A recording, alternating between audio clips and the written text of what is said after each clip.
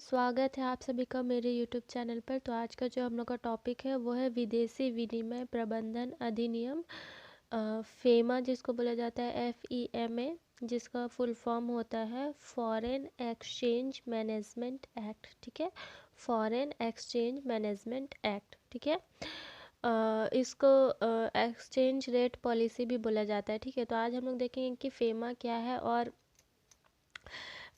इसके अंदर कौन कौन सी नीतियाँ बनाई गई और इसको क्यों लागू किया गया। तो चलिए फिर स्टार्ट करते हैं। ठीक है, फेमा का पूरा नाम क्या है? फॉरेन एक्सचेंज मैनेजमेंट एक्ट है। ठीक है, यह विदेशी मुद्रा प्रबंधन अधिनियम है। ठीक है, हिंदी में इसको क्या बोलेंगे? विदेशी मुद्रा प्रबंधन अधिनियम। ठीक, साल 1991 के आर्थिक संकट के बाद देश की अर्थव्यवस्था में उदारीकरण की नीति अपनाई गई, जिसके परिणाम स्वरूप अंतर्राष्ट्रीय व्यापार आसान हो गया।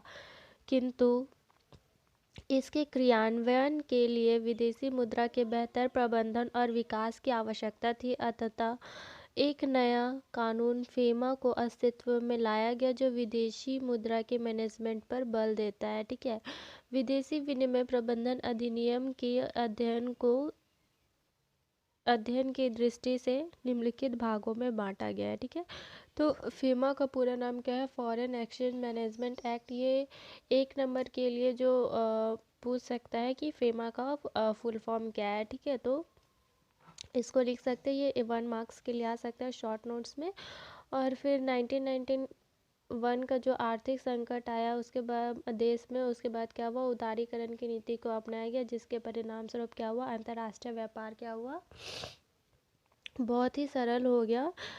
एक देश से दूसरे देश में व्यापार करना बहुत ही आसान हो गया। परंतु इसमें क्या हुआ? विदेशी मुद्रा का मतलब जब व्यापार होने लगा तो विदेशी मुद्रा का लेन देन भी होने लगा, तो उसका प्रबंधन और या फिर मैनेजमेंट जो है उसको सही ढंग से सुचारू रूप से चलाने के लिए क्या किया गया? फेमा का स्थापना किया गया। ठीक है, तो फेमा के अंतर्गत हम लोग क्या क्या पढ़ेंगे? पहला है विदेशी विनिमय का नियमन एवं प्रबंधन। ठीक है, दूसरा है अधिकृत व्यक्ति, तीसरा है नियमों का उल्लंघन एवं दंड, चौथा है निर्णय एवं अपील और पांचवा है विविध यानी कि अन्य। ठीक है, तो हम लोग पहला देखेंगे विदेशी विनिमय का नियमन एवं प्रबंध। ठीक है, इसके अंतर्गत हम लोग क्या देखेंगे कि कैसे वो चलता है और उसका प्रबंधन या मैनेजमेंट कैसे किया जाता है। ठीक है, अधिकृत व्यक्ति के अंतर्गत हम लोग देखेंगे कि व्यापार के समय जो व्यक्ति काम कर रहे हैं, मतलब कि लेन देन कर रहे हैं, वो लोग को कौन कौन से नियमों का पालन करना चाहिए। ठीक है, तीसरा है नियमों का उल्लंघन एवं दंड। ठीक है, तो नियमों का पालन करते समय कौन कौन नियमों का उल्लंघन कर रहा है, यानी कि नियमों को नहीं मान रहा है,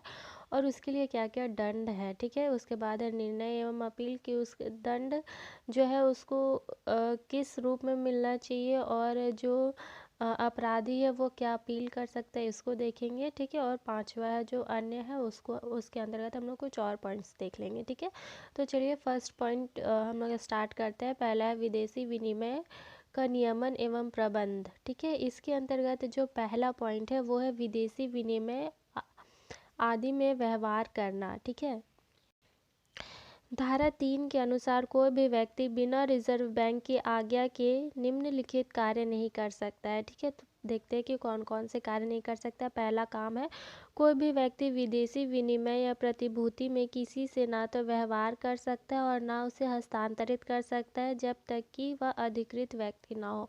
यानी कि जो व्यक्ति अधिकृत या मतलब उसको धारण करने वाला ना हो, वो क्या कर सकता है कि विदेशी विनिमय में प्रतिभूति का ना तो कोई भी खरीद बिक्री कर सकता है और ना ही किसी को बेच मतलब हस्तांतरित कर सकता है। ठीक है, अधिकृत का मतलब हो जाएगा ऑथोराइज्ड पर्सन। ठीक है, ऑथोराइज्ड पर्सन। दूसरा है, कोई भी व्यक्ति किसी भी ढंग से भारत के बाहर के किसी निवासी को ना तो धन दे सकता है और ना उसके खाते में कोई व्यय डाल सकता है। तीसरा है, अधिकृत व्यक्ति के माध्यम के अतिरिक्त भारत से बाहर के निवासी के लिए किसी के द्वारा किसी प्रकार से धन प्राप्त नहीं कर सकता। यदि कोई व्यक्ति ऐसा धन प्राप्त करता है और उतना ही धन विदेश से भारत में आता है, तो यह अदायगी मान्य हो सकती है। यानी कि जितना पैसा का वो खरीद बिक्री कर रहा है, जितना वो बेच रहा है, उतना कहीं अगर खरीद भी रहा है तो ये क्या होगा? मान्य होगा। और अगर वो इसमें अगर इम्बैलेंस हो जाता है, यानी कि कोई भी एक चीज़ ज़्यादा हो जाता है, या तो बेचना या तो खरीदना ही, तो वो क्या होगा, उसको माना नहीं जाएगा। ठीक है। चौथा है, भारत से बाहर कोई संपत्ति प्राप्त करने, निर्मित करने या हस्तांतरित करने के उद्देश्य से भारत में कोई व्यक्ति किसी वित्तीय सौदे में शामिल नहीं हो सकता है। दूसरा है, विदेशी विनिमय को अधिकार में रखना। धारा 4 के अनुसार कोई भी व्यक्ति जो भारत का निवासी है, भारत से बाहर स्थित विदेशी विनिमय, विदेशी प्रतिभूति या अचल संपत्ति को न प्राप्त करेगा, न धारक होगा, न कब्जे में रखेगा या हस्तांतरित करेगा। तीसरा है, चालू खाता व्यवहार। धारा 5 के अनुसार कोई व्यक्ति विदेशी विनिमय अधिकृत व्यक्ति को चालू खाते के अंतर्गत बेच या प्राप्त कर सकता है, लेकिन फिर भी बैंक यदि चाहे तो केंद्र सरकार की मदद से तर्क संगत प्रतिबंध लगा सकती है। ठीक है। तो चालू खाता जो होता है उसमें क्या होगा कि धारा 5 के अनुसार क्या होगा, कोई भी जो व्यक्ति है, ठीक है, विदेशी विनिमय अधिकृत मतलब कि जो विदेशी करेंसी होता है, फॉरेन करेंसी जो होगा, उसको क्या होगा कि व्यक्ति के चालू खाते के अंतर्गत मतलब क्या होता है कि बेच या प्राप्त कर सकता है, मतलब दे भी सकता है, ले भी सकता है, लेकिन अगर बैंक चाहे, मतलब अगर केंद्र सरकार क्या मदद से क्या होगा कि वो उस पर प्रतिबंध भी क्या है लगा सकती है, कोई भी एक पर्टिकुलर रीज़न दे करके। ठीक है।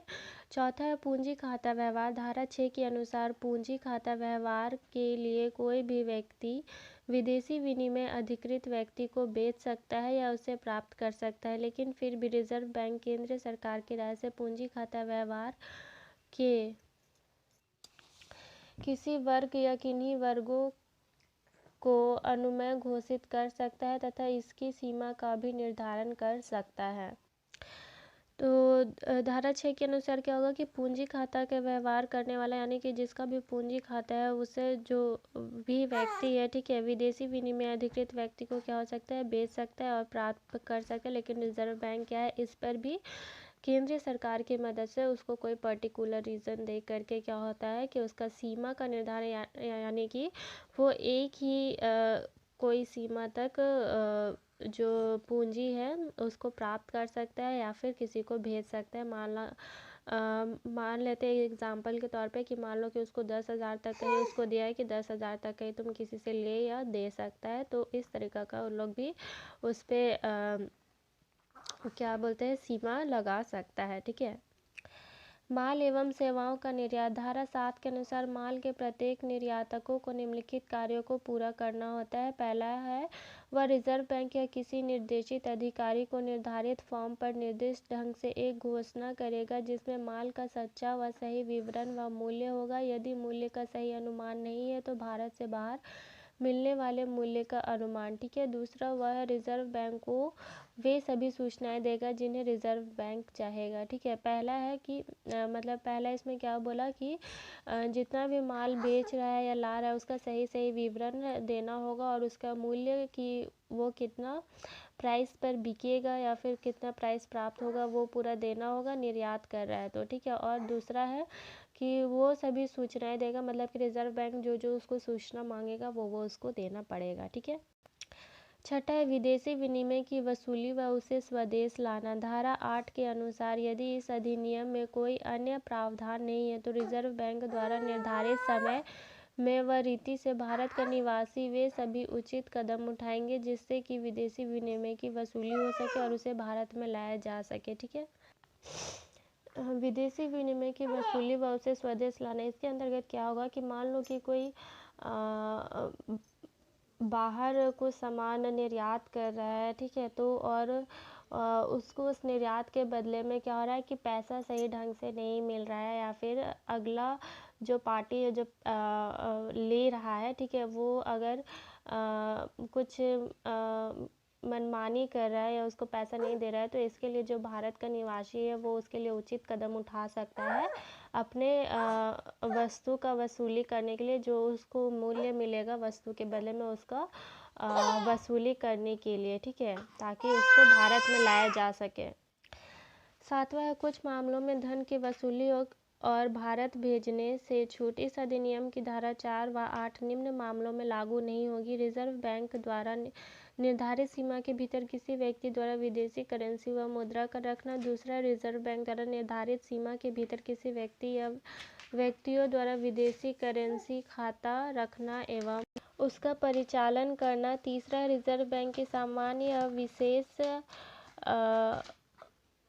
आज्ञा के अधीन किसी व्यक्ति द्वारा 8 जुलाई 1947 से पहले विदेशी विनिमय की प्राप्ति या उसे किसी आय का होना। चौथा, रिजर्व बैंक द्वारा निर्धारित सीमा के भीतर भारत के किसी निवासी द्वारा विदेशी विनिमय का रखना यदि उसे ऐसा विदेशी विनिमय विरासत में या भेंट में मिला हो। तो जो 7वां पॉइंट है वो क्या है, कुछ मामलों में धन की वसूली और भारत भेजने से छूट। मतलब कि इसके अंतर्गत क्या होता है कि धारा 4 और धारा 8 है। मतलब धारा 4 में क्या था, पूंजी खाता व्यवहार, यानी जो पूंजी खाते से लेन देन करता है वो। और जो 8वां धारा था वो क्या था कि विदेशी विनिमय की वसूली व उसे स्वदेश लाना, यानी कि व्यक्ति जो है वो क्या है अपना पैसा वसूल करने के लिए कोई भी नियम अपना सकता है। ठीक है, तो ये किन किन मामलों में लागू नहीं होगा, तो चलिए हम लोग देखते हैं। पहला क्या था कि रिजर्व बैंक द्वारा अगर जो व्यक्ति है वो रिजर्व बैंक द्वारा जो सीमा निर्धारित किया गया है उसके अंतर्गत अपना करेंसी या मुद्रा रखता है तो ये नियम लागू नहीं होगा। दूसरा है, अगर जो व्यक्ति है वो बैंक द्वारा निर्धारित सीमा के भीतर किसी व्यक्ति या व्यक्तियों द्वारा जो क्या है करेंसी खाता जो है वो रखा है और उसका परिचालन करता है, यानी कि उसी के अंतर्गत वो लेन देन करता है, तो भी ये दोनों नियम लागू नहीं होंगे। ठीक है,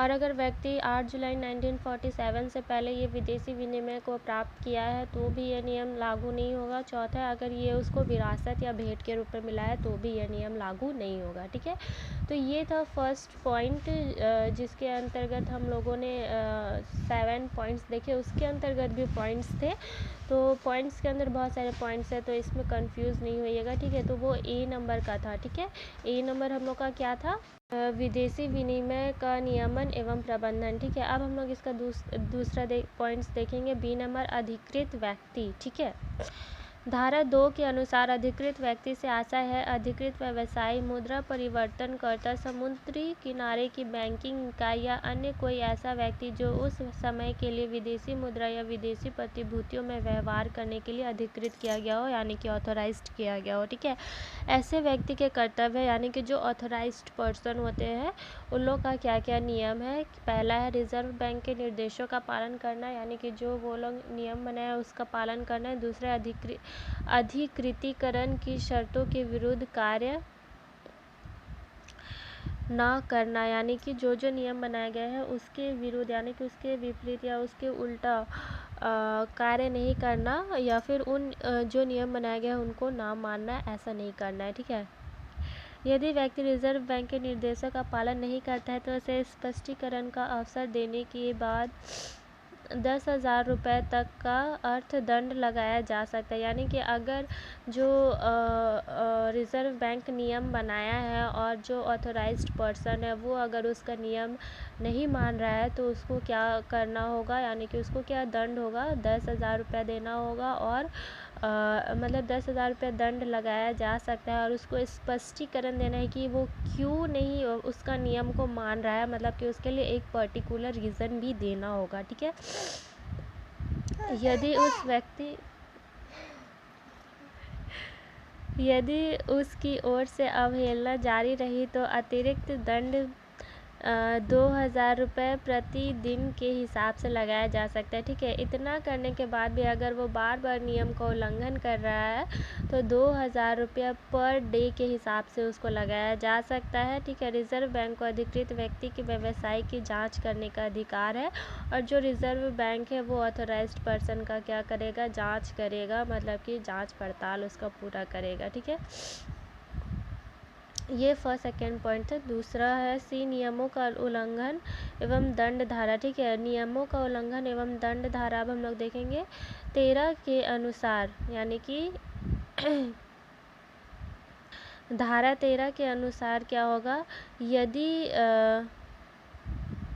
यदि जो व्यक्ति है वो इस अधिनियम में किसी नियम, आदेश का निर्देश का उल्लंघन करता है उसे ऐसे उल्लंघन से जितना धन प्राप्त होता है उसे 3 गुना धन दंड के रूप में लगाया जा सकता है। यदि ऐसे धन का निर्धारण संभव ना हो तो 2 लाख रुपए तक दंड लगाया जा सकता है। यदि ऐसा उल्लंघन जारी रहता है तो प्रतिदिन 5,000 रुपये तक का दंड और लगाया जा सकता है। इसके अतिरिक्त ऐसे उल्लंघन से संबंधित कोई करेंसी प्रतिभूति, कोई और धन या संपत्ति केंद्र सरकार जब्त कर सकती है। ऐसे व्यक्ति को विदेशी संपत्ति या धन या तो भारत लाया जाएगा या निर्देशानुसार विदेशों में रोक लिया जाएगा। ठीक है, तो इसके अंतर्गत क्या है कि अगर कोई व्यक्ति है, ठीक है, जो मतलब कि नियम का उल्लंघन कर ही रहा है तो क्या होगा, नियम का उल्लंघन करने पर उसको जितना मतलब दुगना या तिगुना प्रॉफिट जो हो रहा है वो क्या होगा, दंड के रूप में उससे ले लिया जाएगा। और फिर भी वह अगर नियम का उल्लंघन कर ही रहा है तो 5,000 रुपये पर डे के हिसाब से उसको ले लिया जाएगा। ठीक है,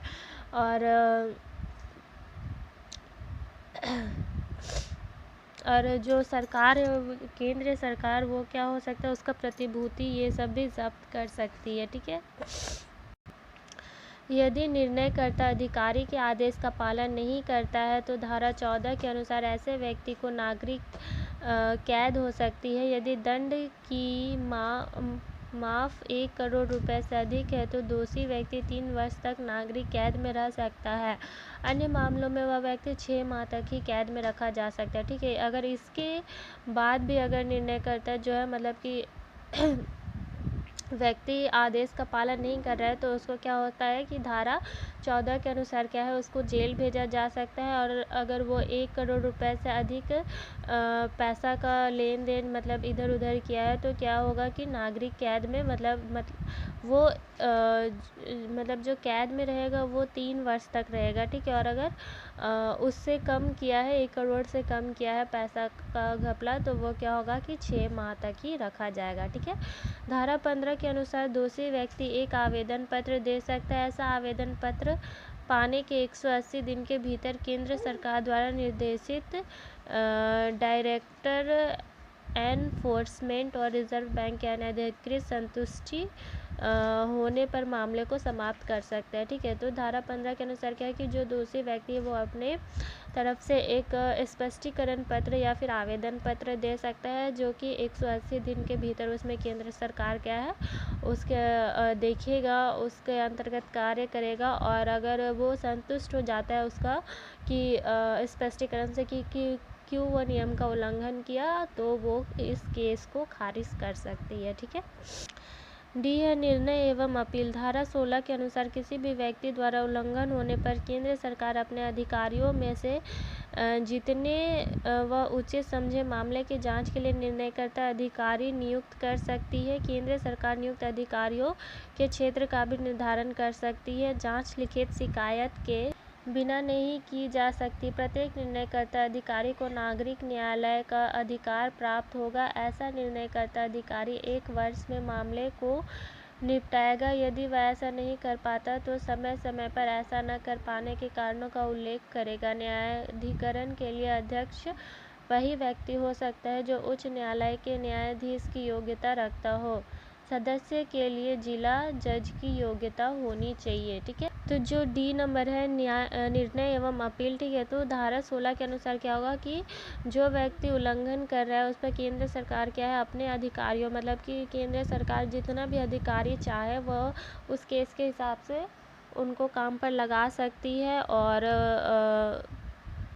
क्षेत्र का निर्धारण भी कर सकते हैं कि वो एक लिमिटेड क्षेत्र पर ही उस पर क्या हो करे, सर्च करे। ठीक है, उसके बाद जांच जो क्या है वो लिखित शिकायत के बिना नहीं की जा सकती, लिखित होना चाहिए। ठीक है, और जो जांच करेगा उसको जिला जज की क्या होगा, योग्यता होनी चाहिए। ठीक है, 5वां है विविध। केंद्र सरकार रिजर्व बैंक को अधिनियमन के उद्देश्यों की पूर्ति के लिए समय समय पर निर्देश दे सकते हैं। यदि निर्देश या आदेश की अवहेलना किसी कंपनी ने की है तो ऐसे व्यक्ति जो उल्लंघन के समय व्यवसाय चलाने के लिए जिम्मेदार था दोषी माना जाएगा। यदि उल्लंघन के दोषी व्यक्ति की मृत्यु हो जाती है या वह दिवालिया हो जाता है तो मामला समाप्त नहीं होगा बल्कि मुकदमा उसके कानूनी प्रतिनिधि पर चलाया जाएगा।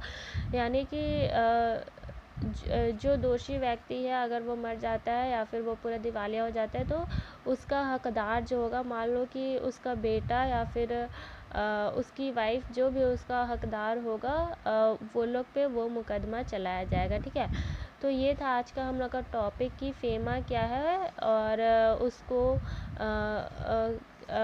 उसके अंतर्गत हम लोग क्या क्या अध्ययन करते हैं। ठीक है, तो आज के लिए बस इतना ही। तो मिलते हैं फिर नेक्स्ट वीडियो में नेक्स्ट टॉपिक के साथ। तो आशा करती हूँ कि आपको ये टॉपिक अच्छे से क्लियर हुआ होगा, कॉन्सेप्ट।